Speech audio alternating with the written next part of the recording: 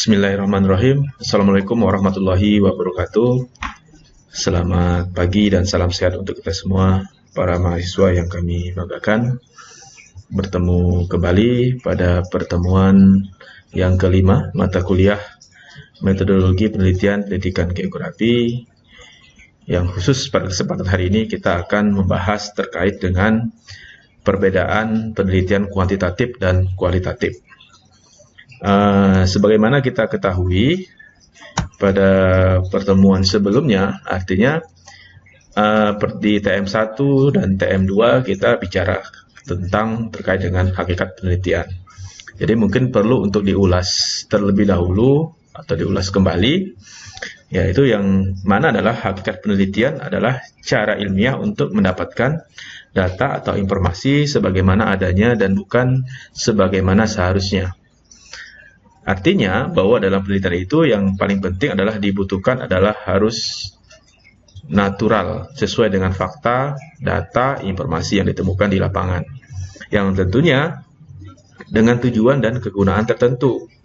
Jadi sebuah riset atau sebuah penelitian pastilah akan memiliki tujuan dan manfaat tertentu. Baik itu manfaat secara teoritis maupun manfaat secara praktis. Baik itu untuk si peneliti maupun institusi atau lembaga yang mendanai atau mensponsori daripada riset itu sendiri.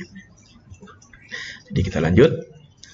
Nah, di pertemuan sebelumnya juga kita sudah membahas bagaimana pengetahuan atau ilmu pengetahuan didapatkan melalui beberapa hal. Artinya metode penelitian itu pada dasarnya sudah dilakukan dari zaman dulu, walaupun mungkin belum didefinisikan atau mungkin belum terstruktur secara baik. Nah, jadi kita lihat kembali dulu. Jadi metode penelitian di masa lalu atau zaman dahulu adalah dengan cara coba-coba atau trial and error. Dan ini seringkali kita melihat dan hasilnya mungkin sudah kita rasakan dan kita nikmati saat ini, seperti penemuan listrik oleh Thomas Alva Edison. Artinya dimulai dengan mencoba-coba, gagal, mencoba gagal, dan akhirnya berhasil menciptakan yang namanya lampu pijar. Nah, yang kedua adalah pengalaman, baik itu pengalaman sendiri maupun pengalaman orang lain. Jadi berdasarkan dari tadi mencoba kemudian melakukan sesuatu yang mungkin menjadi sebuah experience pribadi, itu bisa menjadi salah satu cara atau metode ilmiah atau metode penelitian yang dilakukan di masa lalu. Kemudian dengan naluri, dengan insting. Nah, karena setiap manusia ini punya kemampuan nalar yang memang dibekali oleh Tuhan Yang Maha Esa selaku penguasa dan pemilik daripada dunia ini. Ya tentunya kita sebagai hamba Tuhan Yang Maha Esa, ya hamba Allah Subhanahu wa Ta'ala, kita diberikan bekal itu sehingga kita memang punya nalar, punya pemikiran yang memang digunakan sepenuhnya adalah untuk bagaimana meningkatkan sebuah pengetahuan dan rasa ingin tahu. Nah, karena ini belum terstruktur, maka perkembangannya sangat lambat. Berbeda dengan zaman modern, artinya sudah mulai bereksperimen, kemudian trial and error ini sudah dioptimalkan, sudah dimaksimalkan. Nah, kemudian pengalaman, kemudian ditambah dengan spekulasi, kemudian ditambah lagi dengan metode ilmiah yang sudah terstruktur dan kemudian sudah dijadikan sebagai standar atau katakanlah sebagai baseline dalam sebuah penelitian atau untuk menemukan sebuah ilmu pengetahuan yang baru. Jadi scientific approach ini sudah digunakan di zaman-zaman modern, sehingga perkembangan pengetahuan dan ilmu itu sangat cepat di masa-masa modern ini. Seperti yang sudah kita bahas pada pertemuan sebelumnya, bahwa komponen-komponen daripada metode penelitian itu ada cara ilmiah. Ya, cara ilmiah adalah prosedur atau langkah-langkah ilmiah yang dimulai dari menemukan masalah sampailah kepada penarikan kesimpulan. Jadi ini ada mekanisme, ada prosedur yang harus dilewati. Kemudian ada data. Nah, jadi data ini adalah data yang terkait dengan informasi yang memang merujuk kepada tujuan penelitian atau tujuan riset yang akan kita gali atau nanti akan kita jadikan sebagai dasar untuk membuat kesimpulan. Kemudian ada tujuan yang ketiga. Ya, tujuan ini tentunya ini berorientasi kepada apa yang menjadi target atau sasaran daripada sebuah riset atau sebuah penelitian. Nah, yang keempat tentunya adalah kegunaan. Jadi selain punya tujuan juga harus ada manfaat. Ya, itu adalah bagian daripada komponen metode penelitian. Jadi harus manfaat. Manfaat ini dapat terbagi menjadi dua, manfaat teoritis dan manfaat praktis. Nah, ini tergantung kepada peneliti atau institusi atau lembaga atau pihak lain yang memang punya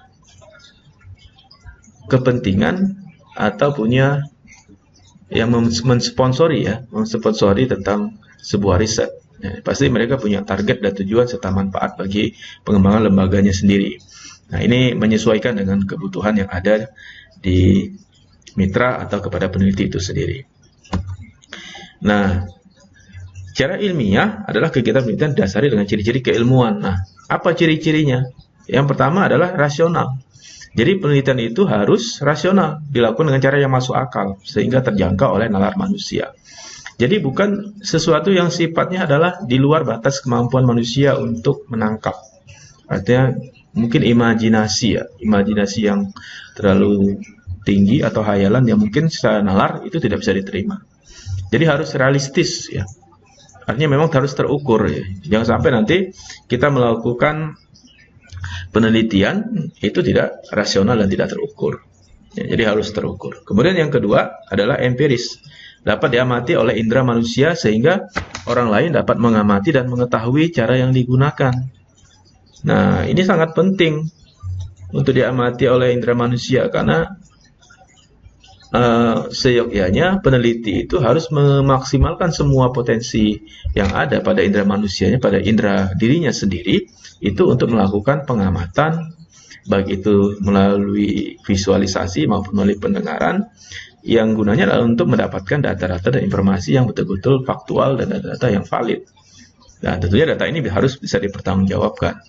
Nah, yang terakhir, yang ketiga adalah proses harus sistematis, yaitu digunakan langkah-langkah yang logis. Jadi tidak boleh loncat. Jadi harus runtut. Mulai dari kita menemukan masalah. Nah, menemukan masalah ini tentunya dari beberapa kajian. Bisa kajian pustaka, bisa observasi lapangan, ya, atau melalui media massa. Ya, itu banyak sumber-sumber yang untuk menggali informasi atau masalah yang mungkin bisa menjadi fokus atau menjadi masalah yang akan kita teliti. Dan ini langkah pertama. Nah, kemudian baru mengidentifikasi masalah, kemudian sampailah kepada tahapan-tahapan membuat kesimpulan. Ya, jadi sebelum membuat kesimpulan, tentunya harus ada tahapan pengumpulan data. Nah, ini harus dilakukan oleh peneliti. Nah, kalau tadi kita bicara tentang kriteria secara ilmiah, nah sekarang terkait dengan kriteria data penelitian. Karena data penelitian ini sangat menentukan sebuah hasil kesahihan, kevalitan, dan kebenaran daripada sebuah hasil riset. Maka data itu harus dipastikan harus valid. Yaitu valid ini maksudnya adalah menunjukkan derajat ketepatan antara data yang sesungguhnya terjadi pada objek dengan data yang dapat dikumpulkan oleh peneliti. Jadi datanya harus real. Misalnya korban tsunami 900.000 orang dilaporkan berbeda. Misalkan. Artinya harus ada data yang betul-betul valid. Data itu dipercaya. Artinya tidak misalkan berapa data korban tsunami? Ribuan orang.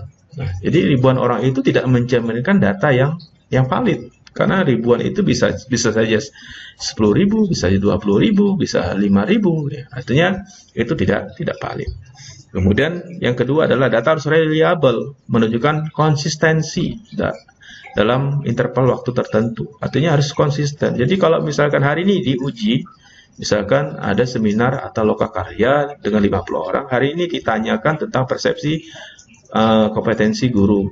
Kemudian dalam rentang waktu berikutnya atau sebulan ke depan 50 orang lagi ditanya lagi, maka punya informasi yang relatif sama atau konsisten. Jadi sampai kapanpun ya tetap 50 orang dan kemudian jawabannya hampir-hampir sama dengan jawaban yang pertama kali. Ini konsistensi. Nah, selain daripada konsistensi adalah data itu harus objektif. Jadi derajat persamaan persepsi berkenaan dengan kesepakatan antar banyak orang. Jadi interpersonal agreement. Jadi data itu harus betul-betul objektif dan tidak subjektif.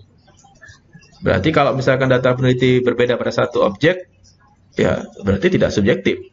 Artinya tidak objektif. Artinya itu adalah subjektif. Artinya data itu harus melepas daripada rasa atau perasaan peneliti itu sendiri. Jadi harus keluar dari itu, harus membebaskan diri ketika kita mengambil data atau katakanlah mengumpulkan data. Jadi betul-betul data itu memang data yang benar-benar diyakini kebenarannya dan benar-benar kita tidak bias dengan perasaan atau feel tadi.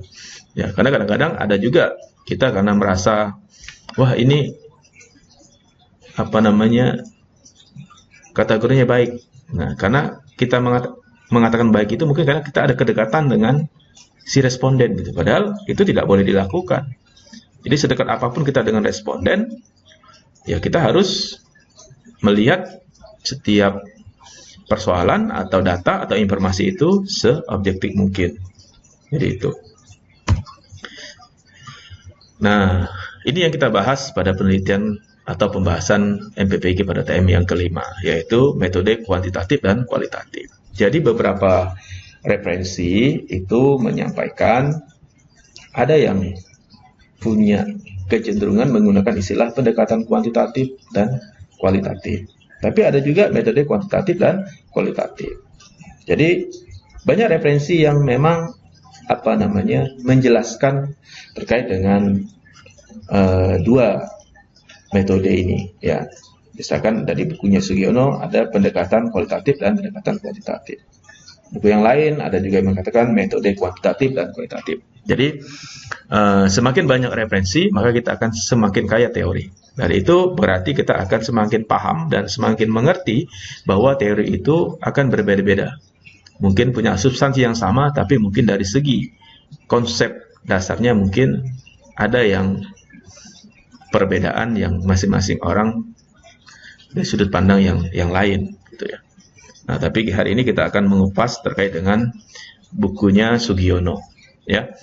Nah, jadi perbedaan metode kuantitatif dan kualitatif itu dilihat daripada 3 hal atau 3 aspek. Yang pertama adalah perbedaan daripada aksioma dasar. Nah, kemudian yang kedua adalah perbedaan proses penilaian. Yang ketiga adalah perbedaan karakteristik penelitian. Nah, para mahasiswa sekalian, dari 3 aspek ini nanti kita akan jelaskan satu persatu. Yang pertama dari aspek aksioma. Jadi aksioma itu kalau untuk dilihat dari sifat realitasnya atau realitasnya gitu ya, atau realnya, bahwa metode kuantitatif itu adalah metode yang lebih kepada metode tunggal, konkret dan kemudian teramati.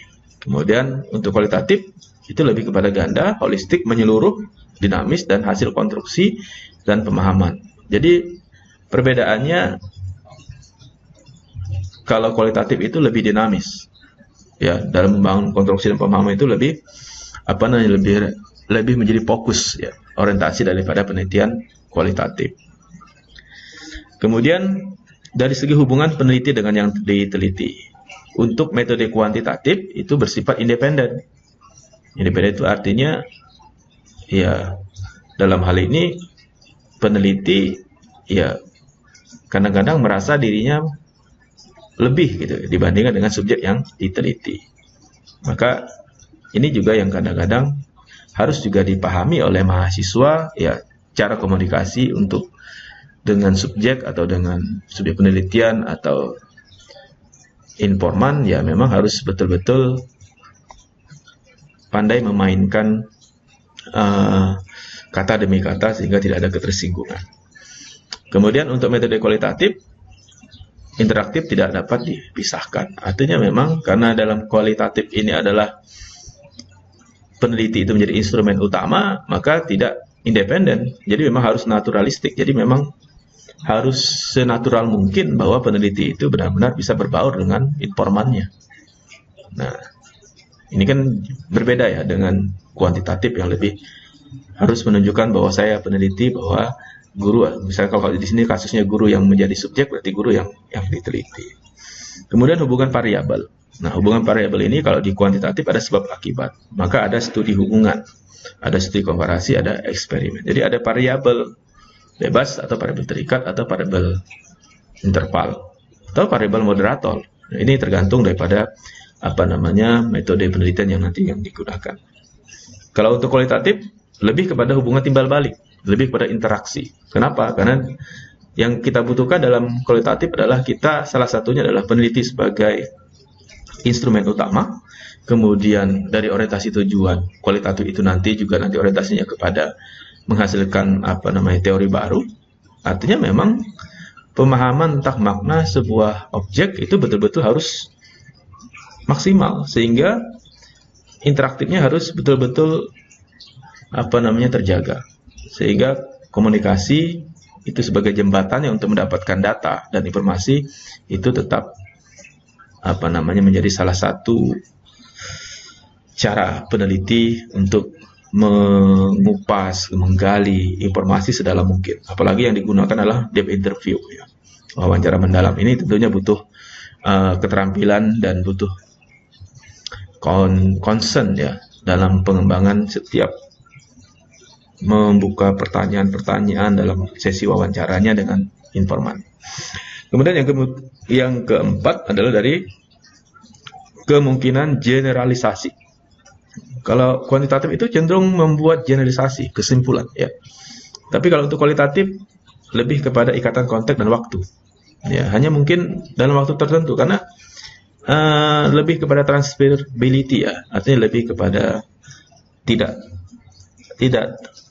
tetap hanya untuk berlaku selamanya, tapi mungkin bisa berlaku dalam waktu tertentu dan bisa berubah kapanpun, gitu ya.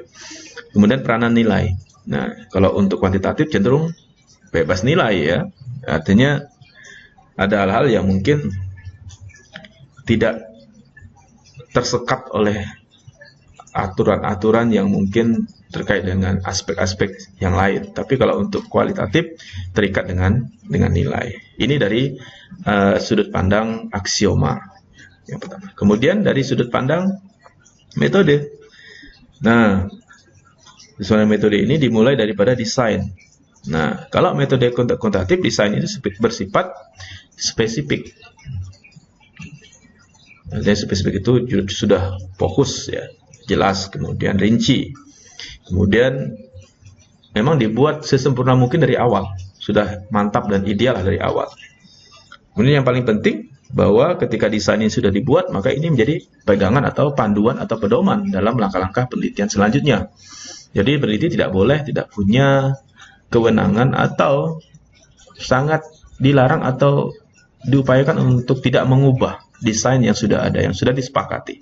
Karena itu akan menjadi sebuah presiden yang buruk bagi peneliti, khususnya di metode kuantitatif, jika mengubah desain di tengah jalan.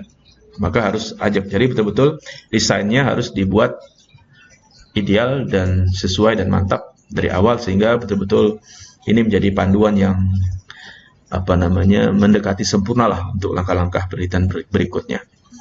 Tapi berbeda dengan penelitian kualitatif. Kualitatif itu tidak, dalam membuat desain itu tidak bersifat khusus, ya, atau spesifik, tapi lebih ke umum gitu, ya. Kenapa? Karena ya memang kualitatif ini kan bukan yang sudah ditentukan dari awal dan itu harus sampai akhir gitu, tidak, tapi dia juga bersifat fleksibel. Jadi sesuai dengan perkembangan dan data yang didapatkan dari informasi informan. Jadi sangat dinamis, ya, untuk desain. Kemudian berkembang dan muncul dalam proses penelitian. Ya, artinya selama proses penelitian, desain itu bisa berubah.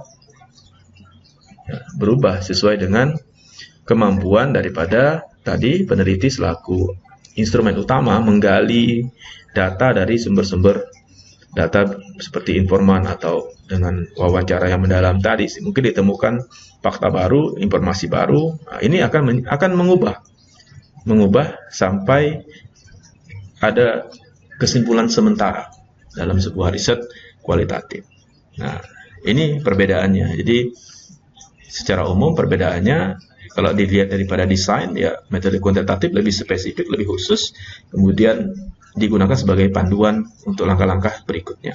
Tapi untuk kualitatif, dia bersifat lebih umum, fleksibel, dan dinamis, dan bisa berkembang selama proses penelitian. Ini dari aspek desain. Kemudian dari tujuan. Nah, dari tujuan juga berbeda. Metode kuantitatif lebih menunjukkan kepada hubungan antar variabel. Jadi variabel X dan variabel Y, misalnya variabel bebas dan variabel terikat. Tentunya variabel bebas ini secara teorinya akan mempengaruhi variabel terikat. Misalkan kita contoh kita misalkan ingin mengangkat permasalahan tentang hubungan pembelajaran kontekstual dengan hasil belajar. Jadi variabel bebasnya adalah pembelajaran kontekstual, variabel terikatnya adalah hasil belajar. Jadi kalau kita ingin melihat hubungan di situ adalah hubungan X dan Y, bebas dan terikat, sebab dan akibat. Artinya, hasil belajar itu dipengaruhi oleh penerapan pembelajaran kontekstual. Kira-kira berhubungan atau tidak? Nah, hubungan ini bersifat positif atau negatif. Kemudian seberapa besar kontribusi X terhadap Y? Artinya, ketika kita bicarakan studi hubungan, kontribusi variabel bebas terhadap variabel terikat itu bisa diukur, gitu ya. Berapa persentasenya? Ini untuk metode kuantitatif. Nah, kemudian menguji teori. Nah, dalam penelitian kuantitatif itu lebih kepada untuk menguji teori. Jadi, nah ini maka kita sebagai peneliti, mahasiswa yang nanti juga akan menyelesaikan tugas akhir berupa skripsi, ya itu harus sering-sering membaca. Jadi harus memperkaya diri dengan hasanah keilmuan dengan cara membaca referensi-referensi penelitian, referensi pembelajaran, dan lain-lain yang tentunya mungkin nanti mendukung terhadap proses penyelesaian tugas akhir kita. Kemudian yang ketiga adalah yang C adalah mencari generalisasi yang mempunyai nilai prediktif. Karena kuantitatif ini nanti lebih kepada membuat generalisasi, maka memang di awal juga sudah ada hipotesa, itu jawaban sementara. Jadi ada dua hipotesa. Ada hipotesis alternatif, ada hipotesis nol. Misalnya kalau tadi kita bicarakan tentang hubungan antara pembelajaran kontekstual dengan hasil belajar, artinya hipotesis alternatifnya adalah terdapat hubungan. Kemudian kalau nolnya adalah tidak terdapat hubungan. Dan ini adalah prediktif. Ya, jadi kesimpulannya tetap akan mengacu kedua itu, terdapat atau tidak terdapat hubungan. Kemudian dari situ kita akan melihat nanti kontribusi X terhadap Y. Jadi seperti itu. Nah, ini dari aspek tujuan untuk metode kuantitatif. Nah, sementara metode kualitatif adalah kebalikannya. Kalau tadi menunjukkan hubungan antar variabel, kalau kualitatif menemukan pola hubungan yang bersifat interaktif. Jadi interaksi dalam kualitatif ini lebih kepada menemukan pola-pola baru yang nanti harapannya adalah sampai di poin D itu ya, itu menemukan teori. Nah, sebelum sampai kepada menemukan teori, tentunya dalam penelitian kualitatif harus bisa menggambarkan realitas yang kompleks. Ya, karena yang diteliti ini kan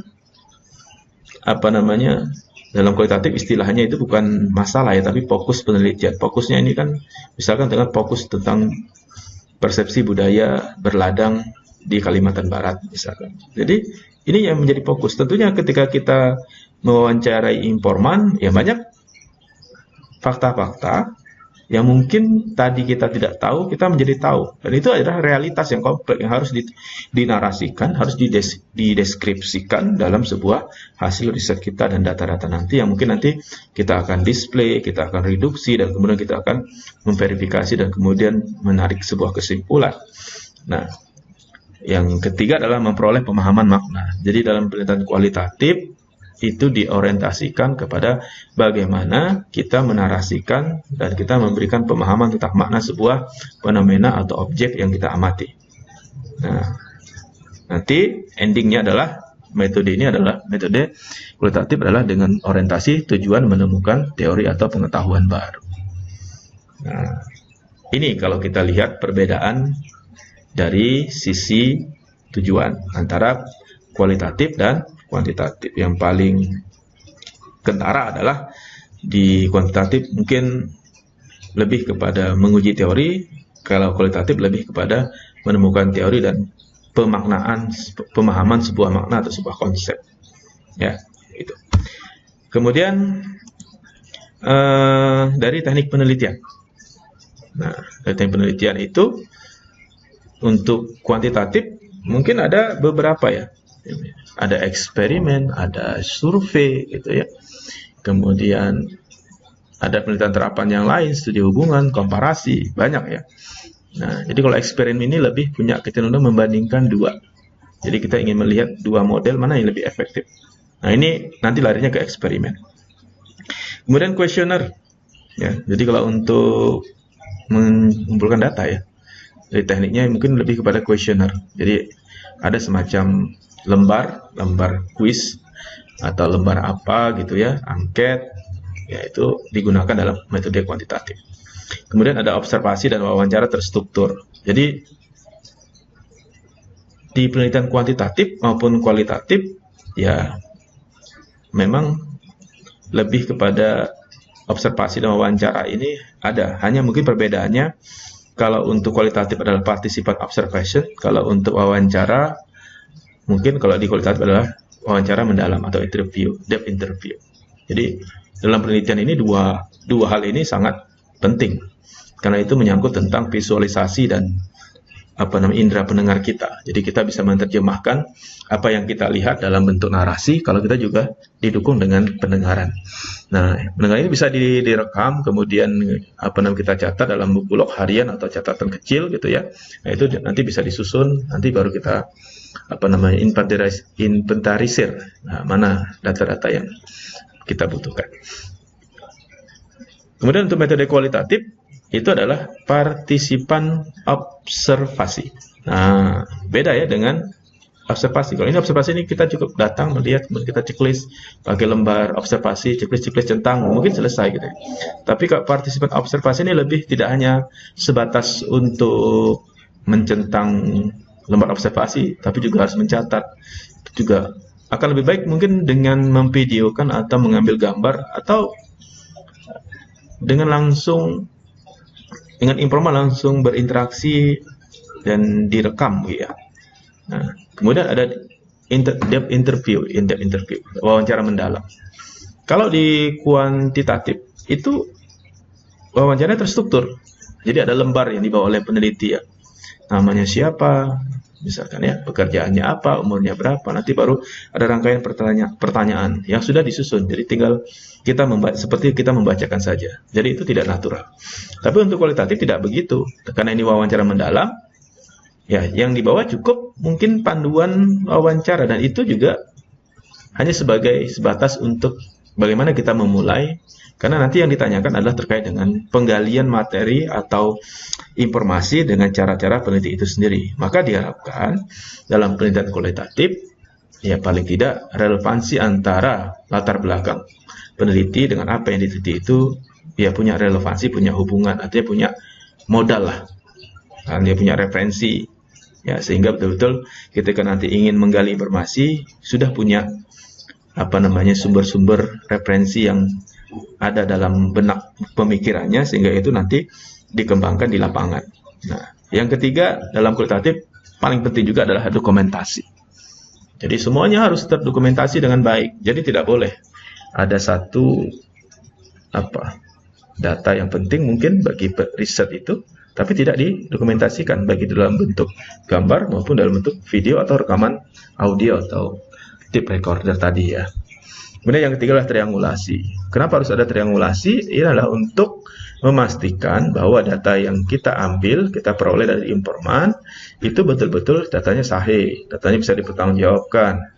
Nah, sehingga kalau ada triangulasi, kalau itu kurang, ternyata kita harus bisa memperpanjang dengan waktu penelitian, menambah informan, gitu ya, kemudian menambah teknik. Nah, ini nanti akan lebih detail dibahas pada bagaimana kita menyusun desain penelitian kualitatif. Nah, selanjutnya kita beranjak ke instrumen penelitian. Artinya perbedaan kuantitatif dan kualitatif dari aspek instrumen. alat ya, alat pengumpul data. Kalau kuantitatif, ya mungkin kita sudah sering kali membaca beberapa referensi. Referensinya mungkin tes, alat pengukuran, misalkan berupa soal, ya bisa saja, kuis, ya. Kemudian ada angket, ada wawancara, gitu ya. Kemudian yang kedua, instrumen yang tadi tes, angket, wawancara itu harus terstandar, gitu ya, divalidasi, minimal lah validasi isi. Syukur-syukur kalau misalkan peneliti itu bisa sampai validasi konstruk, ya. Jadi tidak hanya isi saja, ya, tapi juga mungkin divalidasi secara konstruk, artinya ada hitung-hitungannya, ada uji statistiknya untuk itu, ya. Nah, sementara untuk metode kualitatif, ya tadi sudah disampaikan bahwa yang menjadi instrumen utama dalam penelitian kualitatif adalah peneliti itu sendiri, karena instrumennya adalah peneliti itu sendiri, dengan memaksimalkan perannya sebagai peneliti.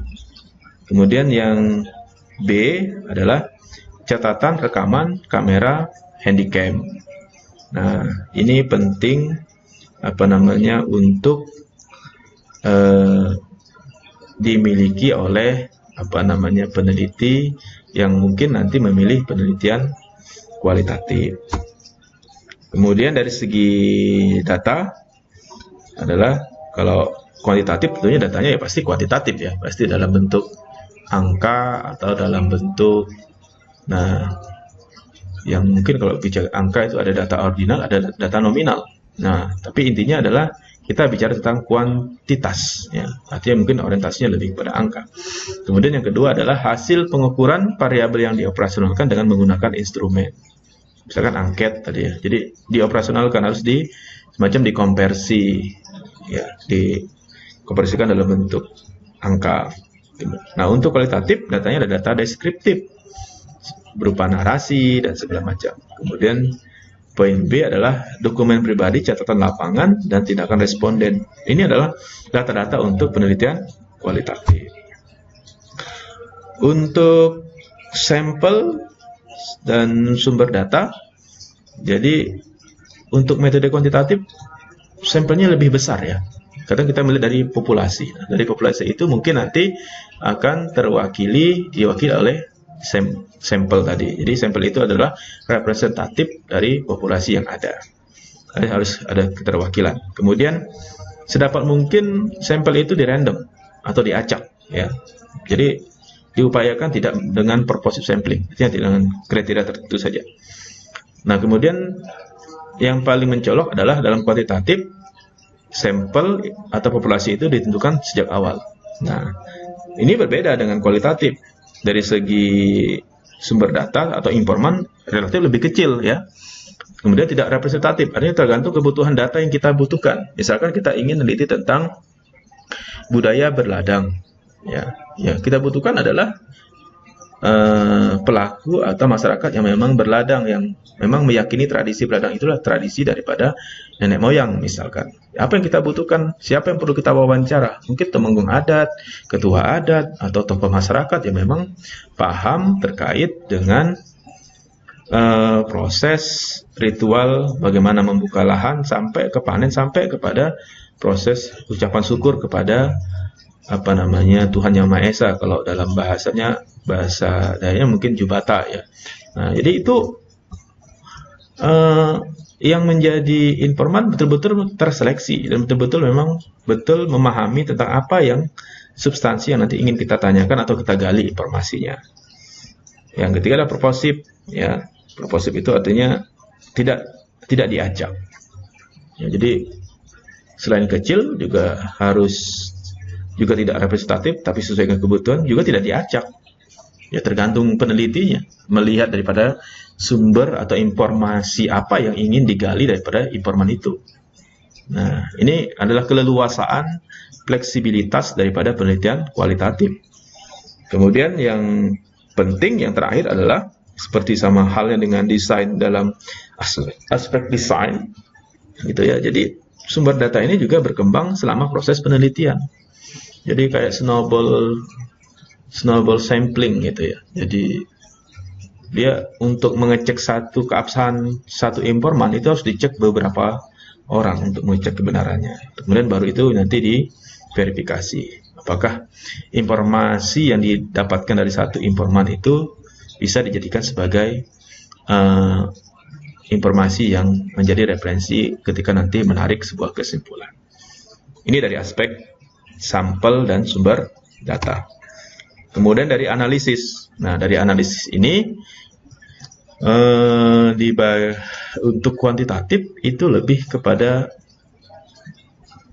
apa ya? Kalau kita menganalisis itu, kalau kuantitatif itu kalau datanya sudah terkumpul semua baru dianalisis gitu ya. Kemudian bersifatnya deduktif. Ya, itu artinya kita membuat kesimpulan dari khusus ke umum. Nah, kemudian menggunakan statistik. Nah, pembedanya yang paling kentara adalah dengan analisis statistik. Jadi kalau kuantitatif itu pasti akan menggunakan analisis statistik, baik itu statistik parametrik maupun non parametrik. Nah, untuk kualitatif itu analisisnya terus-menerus dari awal sampai akhir penelitian. Jadi tidak di akhir penelitian, dari awal sampai di akhir itu akan selalu dianalisis karena tadi bersifat dinamis. Kemudian dari dari umum ke khusus. Nah, jadi nanti lebih kepada kesimpulan mengarah kepada ke khususnya gitu ya. Jadi tidak generalisasi secara umum. Kemudian yang C, mencari pola, model, tema, atau teori. Jadi analisis di sini ditujukan untuk menemukan pola interaksi, model, tema, atau teori berdasarkan dari fokus penelitian yang dibahas atau yang diteliti. Nah, kemudian bagaimana dengan hubungan dengan responden? Artinya hubungan antara peneliti dengan sumber data. Nah, untuk metode kuantitatif, hubungan antara peneliti dengan responden atau dengan informan, kalau di kualitatif istilahnya ya, itu kuantitatif lebih berjarak. Bahkan mungkin sering tambah kotak gitu ya. Jadi aneh juga gitu. Ya, tapi paling tidak itu jangan kita lakukan. Kita walaupun harus berjarak, tapi kita harus berkomunikasi. Kemudian dalam kuantitatif juga peneliti merasa lebih gitu. Nggak tahu lah, dalam konteks ini mungkin merasa lebih lebih paham atau lebih tahu gitu ya.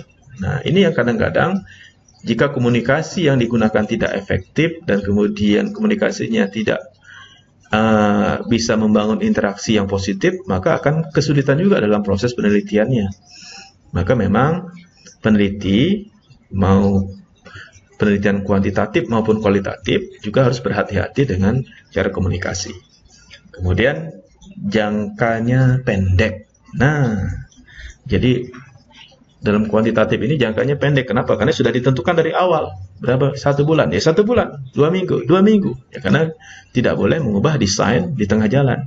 Nah, jadi ini juga menjadi salah satu alasan kenapa di IKIP Pontianak itu lebih punya kecenderungan mahasiswa memilih dengan pendekatan metode kuantitatif dibandingkan dengan kualitatif. Karena kualitatif akan sebaliknya.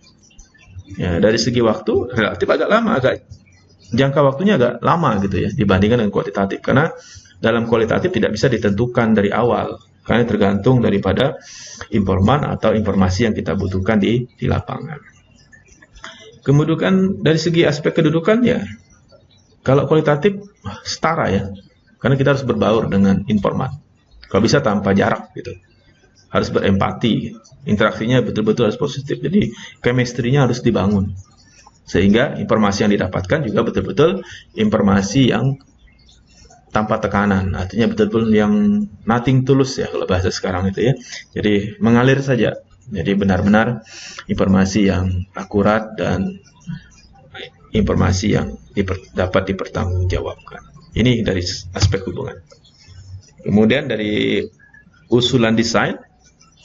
Nah, tadi sudah disampaikan di awal di aspek desainnya. Kalau ini dari proposalnya, proposal desain. Jadi untuk kuantitatif mungkin lebih luas dan lebih rinci. Ya. Tapi rinci. Ya, kenapa? Ya, karena nanti ada hal-hal yang mungkin diatur lebih kepada spesifik dan prosedur langkah-langkah yang memang harus dipenuhi. Kemudian literatur berhubungan dengan masalah dan variabel yang diteliti. Jadi referensi itu harus berkaitan dan harus relevan dengan variabel dan masalah yang diteliti. Kemudian prosedurnya lebih spesifik, langkah-langkahnya juga lebih teratur, kemudian runtut, dan itu dijadikan sebagai acuan untuk pelaksanaan penelitian di lapangan nantinya. Masalahnya dirumuskan dengan spesifik dan jelas gitu ya. Dan ini kebalikan daripada metode kualitatif. Karena dalam kualitatif itu ya dari segi proposal ya pasti lebih singkat ya. Karena tidak dijadikan sebagai panduan panduan yang sudah dibuat dari awal itu menjadi kerangka di dalam sebuah penelitian yang tidak bisa diubah dalam prosesnya. Nah, sementara dalam kualitatif itu boleh, gitu ya. Maka dibuat singkat, kemudian dia bisa berkembang, berubah sesuai dengan proses penelitian. Yang kedua adalah literatur yang digunakan bersifat sementara. Nah, tidak menjadi pegangan utama. Kalau misalkan di kuantitatif tadi kan referensi itu adalah referensi utama, karena desain itu tidak boleh berubah di tengah jalan. Tapi berbeda dengan kualitatif, dia bisa berubah di tengah jalan. Prosedur bersifat umum, ya, karena itu tadi lebih dinamis dan lebih fleksibel. Masalah bersifat sementara dan akan ditemukan setelah studi pendahuluan. Jadi masalah itu bersifat sementara. Kalau sudah kajian studi pendahuluan, itu nanti juga bisa berubah sampai kepada proses akhir, yaitu sampai ketika kita ingin membuat kesimpulan sementara tadi. Dan tidak ada hipotesis. Nah, kalau di kuantitatif, kalau untuk eksperimen ada hipotesis. Artinya kita peneliti harus membuat hipotesis. Karena justru di penelitian kualitatif bukan merumuskan hipotesis, tapi menemukan hipotesis. Yang nanti kaitannya kepada menemukan teori baru. Nah, kemudian yang terakhir, perbedaannya dari segi aspek usulan atau proposal penelitian, bahwa fokus penelitian ditetapkan setelah diperoleh data awal dari lapangan. Ini perbedaan-perbedaan mendasar daripada sudut pandang usulan atau proposal desain penelitian, baik itu kuantitatif maupun kualitatif. Nah, metode kuantitatif, kapan penelitian itu dianggap selesai? Kan ada pertanyaannya. Jadi langsung saja bisa dijawab setelah semua data yang direncanakan dapat terkumpul. Jadi penelitian dianggap selesai. Ya, jadi kalau datanya sudah dikumpulkan melalui tadi misalkan kuesioner, tes, kemudian angket, lembar observasi, pedoman wawancara, kalau itu sudah dianggap selesai atau pengumpulan datanya telah tuntas, maka penelitian kualitatif juga dianggap selesai. Nah, bagaimana kepercayaan terhadap hasil penelitian? Ya tergantung daripada pengujian validitas dan reliabilitas instrumen. Maka tadi dikatakan di awal bahwa metode kuantitatif itu sangat hasilnya itu sangat tergantung daripada kevalitan daripada instrumen yang digunakan. Karena ini ada tes-tes tersendiri dan ada semacam validasi yang harus dilakukan oleh peneliti kuantitatif. Ya, jadi bisa menggunakan orang yang ahli di bidangnya atau expert di bidangnya, bisa dosen pembimbing, bisa guru pamong, kepala sekolah atau yang lain gitu, tergantung daripada bidangnya. Kira-kira expert nggak di bidang untuk memvalidasi instrumen yang kita buat. Nah, ini dalam penelitian kuantitatif. Kalau ditanya kapan penelitian itu dianggap selesai dan bagaimana tingkat kepercayaan terhadap hasil risetnya. Untuk kualitatif, kapan dianggap selesai? Nah, setelah tidak ada yang dianggap baru. Jadi kalau udah kita gali dengan informasi itu dan kita tidak menemukan informasi baru atau kita anggap jenuh, maka itulah dianggap penelitian itu selesai. Jadi tidak ada data pembaharu, maka dianggap selesai. Nah, kapan? Ya tergantung daripada kemampuan daripada si peneliti untuk menggali informasi daripada informannya. Maka tadi disampaikan di awal bahwa metode kualitatif itu sangat ditentukan dengan background latar belakang daripada si peneliti atau pemahaman konsep peneliti kepada relevansi fokus yang dibahas.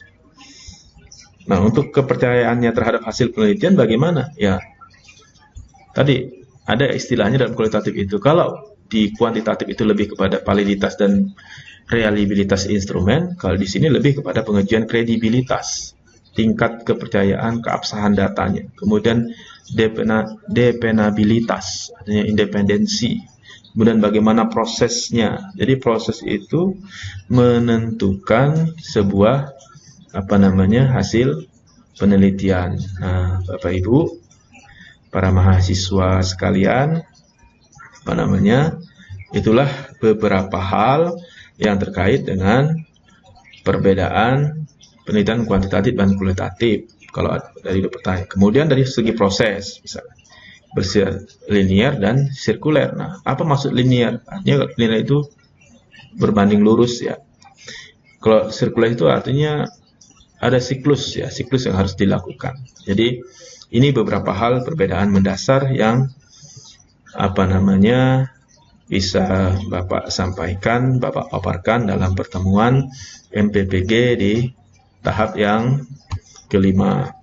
Yang mudah-mudahan apa yang tadi Bapak sampaikan itu dapat dipahami. Nah, jadi memang dalam proses pendewasaan, khususnya bagi para mahasiswa sekalian, mudah-mudahan kita semua selalu berpikir positif tentang masa depan kita. Apalagi di era pandemi COVID-19 sekarang, memang banyak hal yang harus kita lebih ekstra, khususnya bagaimana tentang pola-pola baru, kebiasaan baru terkait di masa pandemik, mungkin pada saat pasca pandemik nanti. Dan Bapak berharap para mahasiswa sekalian tetap semangat belajar, temukan jati diri Anda, karena itu salah satu untuk kita sebagai modal awal kita untuk membangkitkan yang namanya kepercayaan diri. Karena sesungguhnya kepercayaan diri itu perlu untuk dibangun. Nah, kenapa perlu untuk dibangun? Karena ini akan menjadi modal awal kita untuk berinteraksi dengan orang lain. Nah, jika ditambah dengan nilai kejujuran, integritas, keuletan, maka insya Allah itu akan menjadi sebuah modal yang baik untuk kita mencapai dan menggapai masa depan kita nanti. Sekali lagi, selamat belajar, selamat beraktivitas, salam sehat untuk semua, selamat pagi. Wassalamualaikum warahmatullahi wabarakatuh. Sukses untuk kita bersama.